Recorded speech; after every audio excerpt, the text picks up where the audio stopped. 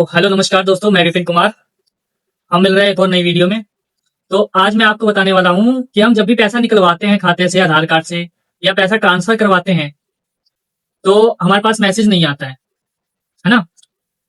और अकाउंट से पैसा कट चुका होता है या अकाउंट में ट्रांसफर, जैसे हम गए किसी डॉक्यूमेंट किसी भी साइबर कैफे पे या मनी ट्रांसफर वाले के पास कि सर जी मेरे को 10,000 रुपये मनी ट्रांसफर करवाने, अपने खाते में ट्रांसफर करवाने।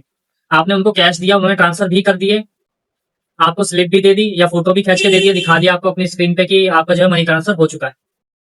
ठीक है, लेकिन आपके पास अभी तक मैसेज नहीं आया।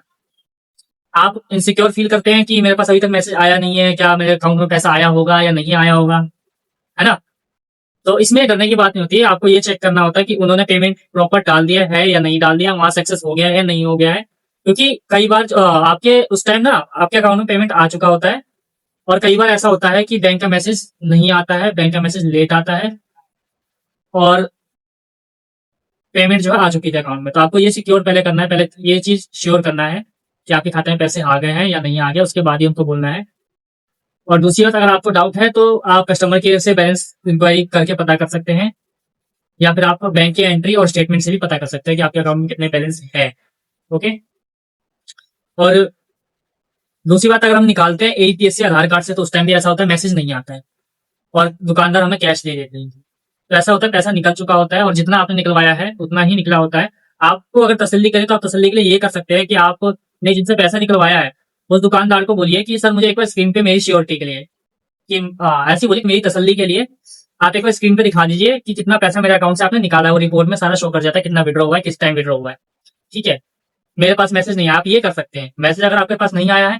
और दूसरी बात, सबसे मेन टॉपिक मेरा ये था, मोटिव भी यही था इस वीडियो को बनाने का, कि बैंक का मैसेज क्यों नहीं आता। बैंक का मैसेज जो होता है वो किसी भी आप दुकानदार को परेशान कर देते हैं, सर पैसे कट के मैसेज नहीं आया, आपने पैसे डाल दिए हैं ना, आप 4 बार पूछते हैं पैसे डल गए।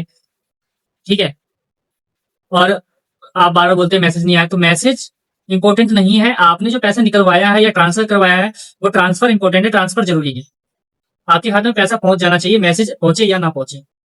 क्योंकि मैसेज जो है बैंक के ऊपर होता है और बैंक के सर्वर पे होता है, ये दुकानदार के हाथ में नहीं होता है या किसी भी ऑपरेटर के हाथ में नहीं होता है कि वो मैसेज आपके अकाउंट का मैसेज आपके मोबाइल पे भेज सके। तो आप या तो वेट कर सकते हैं, क्योंकि मैसेज कई बार लेट आता है, एक 10 मिनट बाद, 5 मिनट बाद या 1 घंटे बाद, कई बार 24 घंटे बाद भी आता है मैसेज। मैंने ये चीज नोटिस किया है।